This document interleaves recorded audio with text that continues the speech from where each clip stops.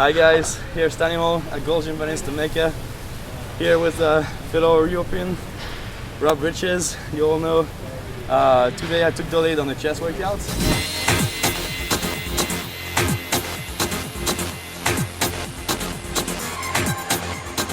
Yes, it was all your workout today. Yeah. So you took the lead, and I got to hand it to you. It's a different workout than what I'm used to. Yeah. I'm used to doing barbell, free weights, 10, 12 reps, heavy weight for me at least. Yeah. With your workout, Stan, it was like you completely flipped it on the head. So first of all, tell me why we have these different workouts. I stick with the compound, traditional bodybuilding, I guess, and looking at your chest, it's definitely working for you. So tell me more about your workout. I specifically target specific areas in order to look good on stage, especially as I'm competing. Oh, that's right. You're a competitor. All right, yeah. All right. So we got an IFBB pro competitor here, and yeah, I guess your whole focus is about identifying weaknesses and just enhancing them on stage. Exactly. So what are we talking about here? Upper chest? Upper chest, width of the chest.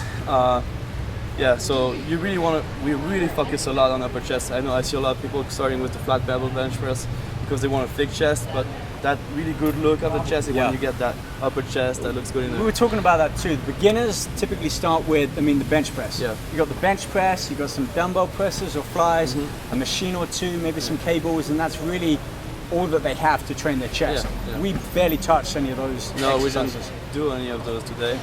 Tell me about the first one, because that's something I normally use later on in the workout, and you got us going there hard first of all. Well, we just started with the incline flies out of the bench to get a better stretch, because sometimes you get stuck with your back on the bench. Yeah, that was the first for me. I felt it. That was a real good stretch, nice warm up, full range of motion there. Yeah. And we went pretty heavy considering. We went heavy and for higher reps.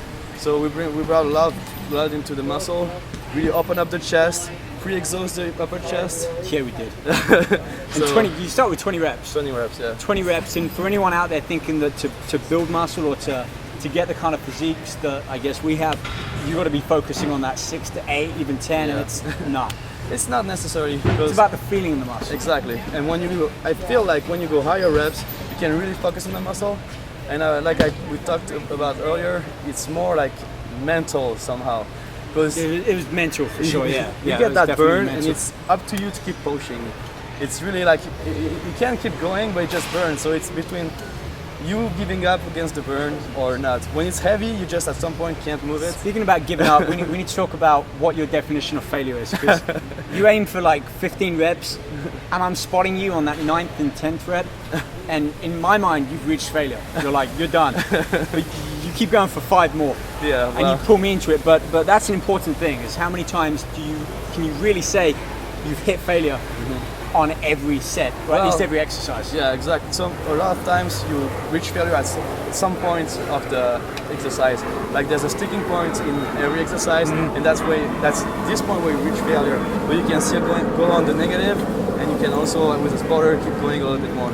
Hence the training part. Yeah, exactly. No, that was a great first exercise, and then we moved on to Smith machines. Something that again I wouldn't normally use in a chest workout, maybe once in a while. Yeah. Is that a regular workout for you? I switch it up between the Smith machine, the barbell, and the dumbbells. So you do free weights? Yeah, of course. Okay. Yeah. I thought it was just me. It's just like the Smith machine, you're really in the machine, so you don't have to stabilize the barbell. You can just push the weight all the way through. And you really incorporated that powerlifting technique.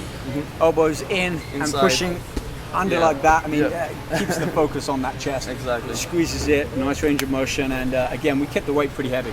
Yeah, that was high really reps. Heavy. Yeah, high 20, reps, 15, 12. Yeah. There's a good pump. And we went down and reached failure around 8 and kept pushing. Yeah, I kept pushing. You reached failure and just kept going. Exercise number 3, talk us through that one. What was it? Oh yeah, that was the superset, the close grip. Yeah, I've seen a few people do that, especially you and your trainer, Kirk. I've done it every now and again, but we supersetted that one, I guess, with traditional dumbbell presses. So that's one thing we didn't say about the Smith machine. We went really high on the Smith machine too, to really target that clavicle area. We had a high incline on the bench, so this time we went on a more normal incline, focused on the inside of the chest. Yeah. That's this area that's very hard to get. Like a lot of people try to have for that V-neck t-shirt that looks good. And also on stage when you're men's physique competitors from the side, you see that separation here. That's what really stands out. It's the small details that is what we're working on. Yeah, exactly. Yeah. And another point that you were talking about too, Stan, is when we do the exercise, there's a big difference between simply just doing the movement going to the and motion. really engaging that muscle, feeling it, squeezing it on every rep. I mean, that can literally make the difference between just having a workout and then having a killer workout. Oh yeah, definitely. When you like focus on the muscle and you mentally in there and feeling the stretch and keep the tension all the way through the stretch and the contraction, that's when you recruit the most fibers and you really grow. Yeah, I'm feeling that.